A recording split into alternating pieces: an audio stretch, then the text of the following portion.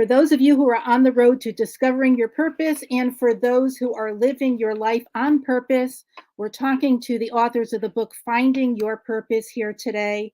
And I'm excited to have Jen Clarke. She's one of the authors with us. And we're talking about this book, Jen, Finding Your Purpose. So why don't you tell us a little bit about, what it was about this title that intrigued you to decide to write a chapter in it? I think it's because ever since I was young, like I've always been intrigued about, well, what is my purpose, even as a young child? And so I'd always had that thought in my mind and wondering if I had any gifts or talents or, what was it that I was supposed to do in this world? And when I work with clients now, they still have that question, a lot of them, even in their 40s. So that kind of surprises me that there's people that are still asking those questions that we ask ourselves as young children about, what are our gifts? What are our talents? What are we supposed to do in this world? And part of my purpose, I believe, is to help release people's gifts and talents and purposes into the world so that they can make a huge impact. Because I've seen, so many people, where, my best friend and my father, they both died, during the lockdowns 2 months apart from each other, which was a really tragic time for me. And so out of that, I saw they still had gifts, they still had treasures, they still had a calling, they still had a purpose on this earth. And I wanted to, see those things fulfilled, and it was taken too soon. So I know there's a lot of people who say, God won't take you home until your purpose and mission is done on earth.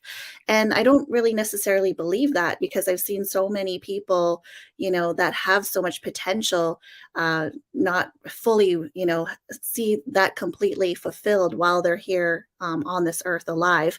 And so I want to be able to, rob the grave in some ways where I take away, that all the things that it's robbing people of, where they're being cut off too short in life and not fulfilling everything that they have inside of them. And so I want to see those things released. So, even a few months after my father and best friend died, I met someone who had the cure to what my father was diagnosed with.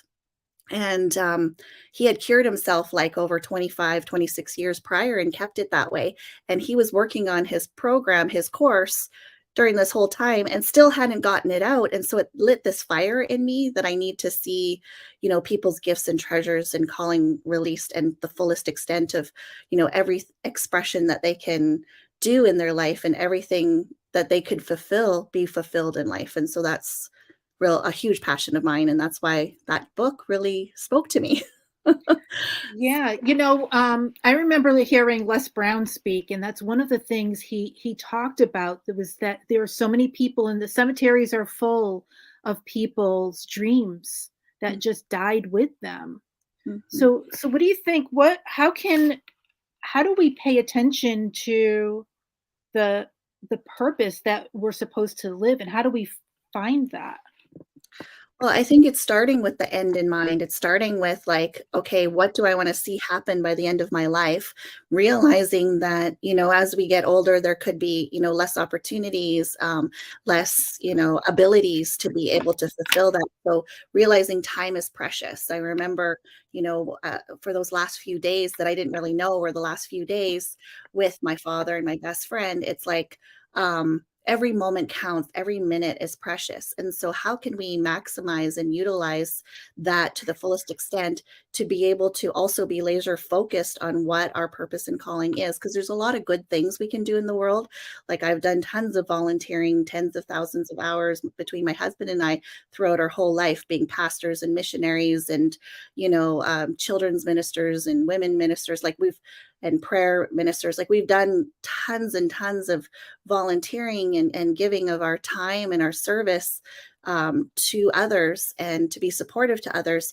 But was that that time utilized to the best, of our abilities? And so I have to look at, well, what's my calling? What's my purpose? What's your calling? And what are the calling and purpose of my clients? So what I like to do is find out what is their purpose in life and get to as close to that as possible, and to the fastest path to cash as well, because it takes money to be able to fund all your dreams and goals and plans. And I talk to people all over the world. It doesn't matter if they're in a third world country or developing nation or a first world country. Everyone has these huge plans, whether it's something as basic and simple as, creating a legacy for their family, to, I mean, things that I've never even heard of or thought of or dreamt of. Like, people have these enormous dreams. And so I want to see those things happen, but it takes finances. If they can't even, pay their own bills, like of the basic necessities that they're going through right now,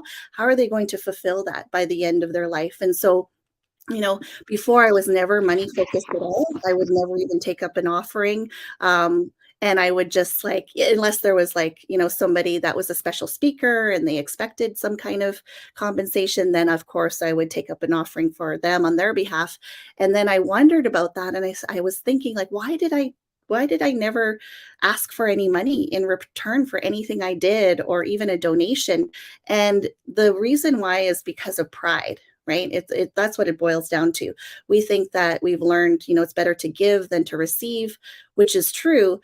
But how I took it is, it's better to give and never receive. Like, just give, give, give, and never receive, Mhm. right? And so, in order to truly give and to truly experience that joy of giving, it needs to come out of your abundance and overflow. So rather than being on the receiving end all the time, of donations or gifts or people helping you out when you're needing help, it's so much better to be having an overflow of abundance.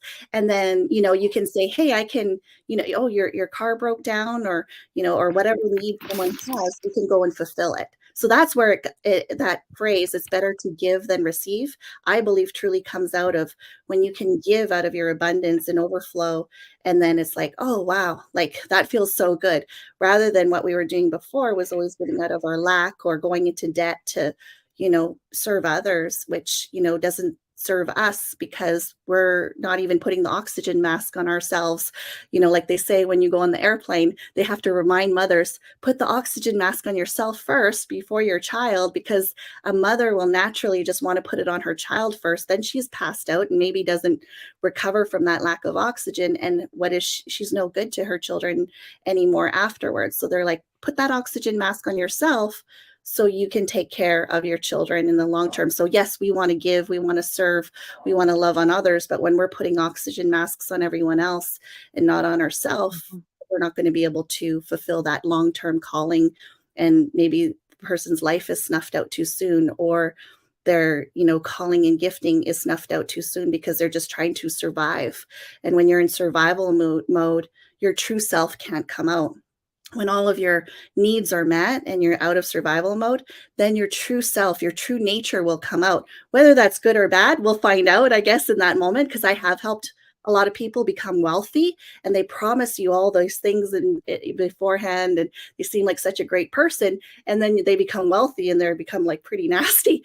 But then there's others who, when they are, and I think the majority of people are like this from what I see, when I observe, when they're out of survival mode, they're the most kind, loving, compassionate, giving people, and their true nature comes out, where, that best of who they are comes out. So yes, we see both sides, but what I see and what I maybe look for more are those people who are relaxed, and the stress is gone, and the weight of the world's off their shoulders, and their finances are taken care of, and now they can serve others from that genuine place of giving. And I think that is something powerful, and I that's what I want to see. I want to help good people, have all their needs taken care of, and their gifts and callings released to the world. So that's what really drives me. Yeah, absolutely. And I love that. And, I think a lot of it begins with our limiting beliefs. So many people, grew up with that mindset, and, the whole giving is, giving and not receiving, or thinking that if they take something that they're, it's a reflection on them. And so a lot of people, you know, have that scarcity mindset.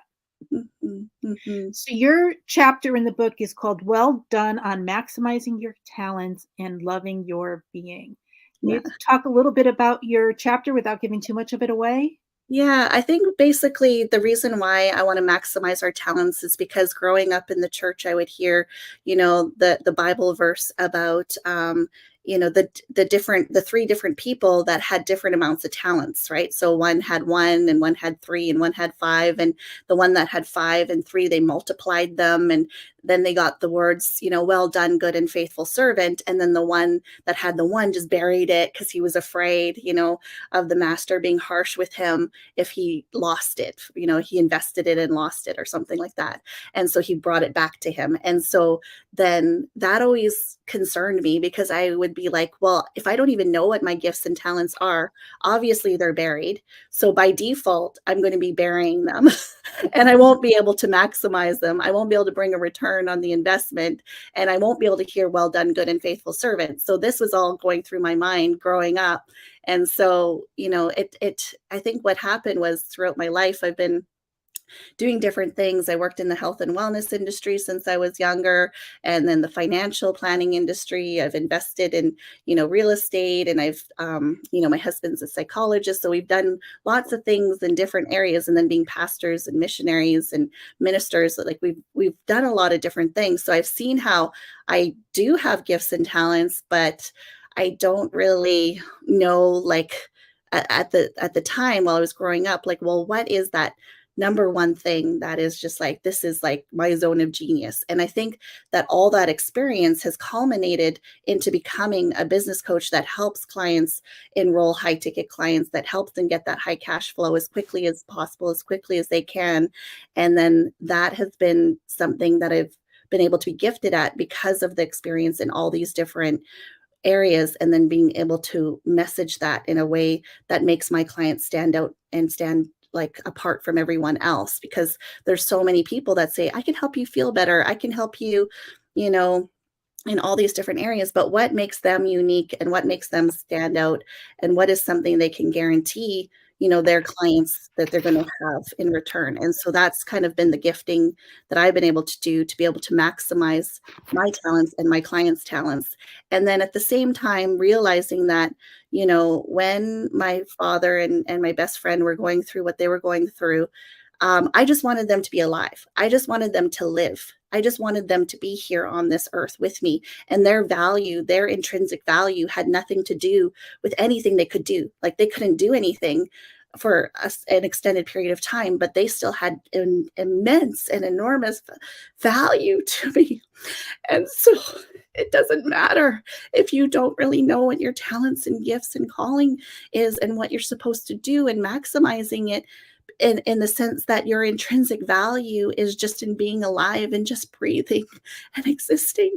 And if you can, do anything above and beyond that, that's great. That's wonderful. But you being alive and existing, I think is so important for those that love you. And Mhm. that's why I didn't realize it was going to affect me like this I at this know. chapter. But loving that you are alive, loving your being, loving who you are, loving yourself, is the most powerful thing that you could do. And knowing that you're valuable to your family and your friends, regardless of Right, what you can right. accomplish in this life, whatever talents or gifts you have, even if they're not able to be fully utilized, you have enormous value just existing. So Yeah. that's why I have that. It seems like it's like a dichotomy, because it's like, what's your purpose? What's your calling? What's your giftings? How can you maximize it? But at the same time, I want people to know, even if you can't move forward, you still have value. And that I hope you can move forward one day, because that's what my best friend would tell me every single day. She was just an amazing person. She'd say, "Jennifer, I pray for you every day, and all I ever hear God tell me to tell you is keep moving forward no matter what. Just keep moving forward." And the day she died, I stopped moving forward. And I kept thinking, I know she would want me to move forward. I know my father would want me to move forward, but I just can't. I just can't. And I don't know what happened, but I think that basically God did a miracle and probably answered their prayers, before they left, that they wanted me to move forward and maximize my gifts and talents to help others as well, because they saw something in me that I didn't even see in myself. And that I'm so blessed that I've been so loved in this world, even with all my gifts, like all my weaknesses and my, flaws. I believe that somehow, some way, there's some value they saw in me. And I'm blessed to have been loved by them. And so that's the other thing that I talk about in the book, is that your weaknesses are just as important as your strengths, maybe even more so. Because like, I had a powerful experience where I felt like I was being told that my weaknesses were so loved, and I was shocked, because it's like the world doesn't teach your weaknesses are loved. They teach your strengths are loved, and your weaknesses are something you need to work on and get better and improve and fix. You need to fix those. And to hear that my weaknesses were loved was like a revolutionary thing. And so I kind of said, I don't know if it was like in hindsight, I think, what was I saying? I kind of said, well, give me more weaknesses then. If that's the case, that there's more that can be shown through that. Like, God's glory can be actually shown more so through our weaknesses than our strengths. Because a lot of people say, oh, you must have the gift of administration. You must have the gift of this or that. And I'm like, oh no, I'm like, no way. So, but I'm put in situations under pressure to have to release gifts that I didn't even know I had. It's like a diamond, right? That's under pressure. You don't even know you have them until you're put in that situation, and then you have to do something. So I think that people realizing their weaknesses are just as powerful, even more so, because when they're put under pressure and something beautiful comes out of it, I think that's a huge miracle that people are, living in. And it's basically like it's like a testament to the fact that it's not them.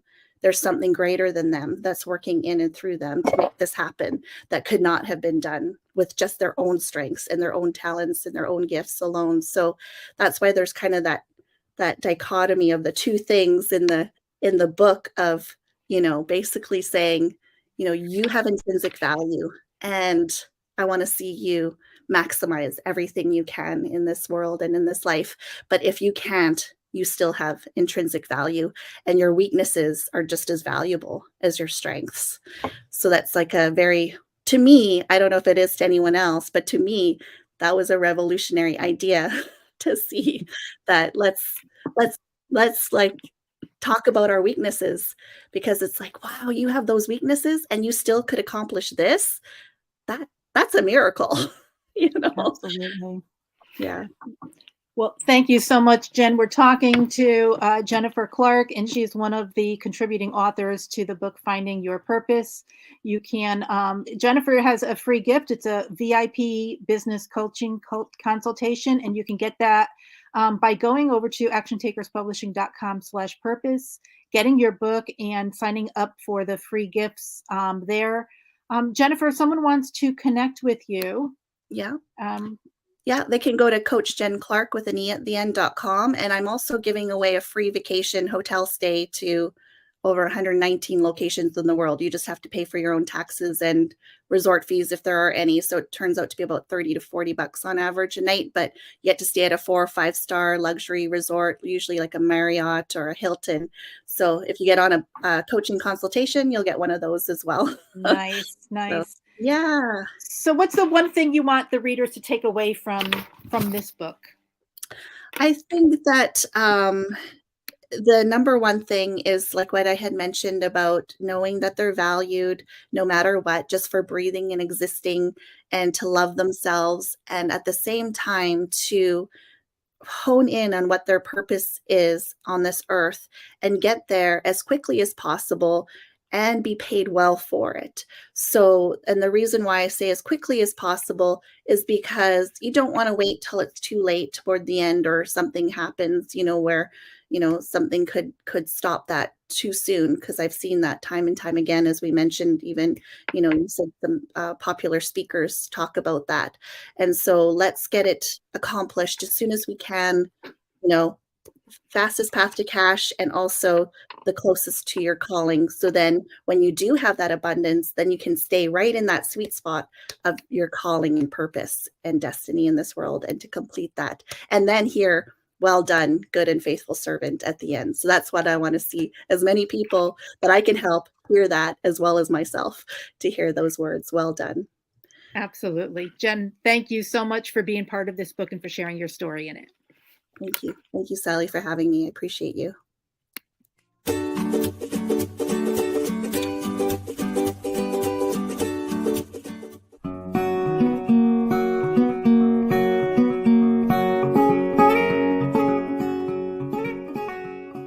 It's so powerful for those of you watching that maybe haven't, like, you've got the bug to write, but you're super scared.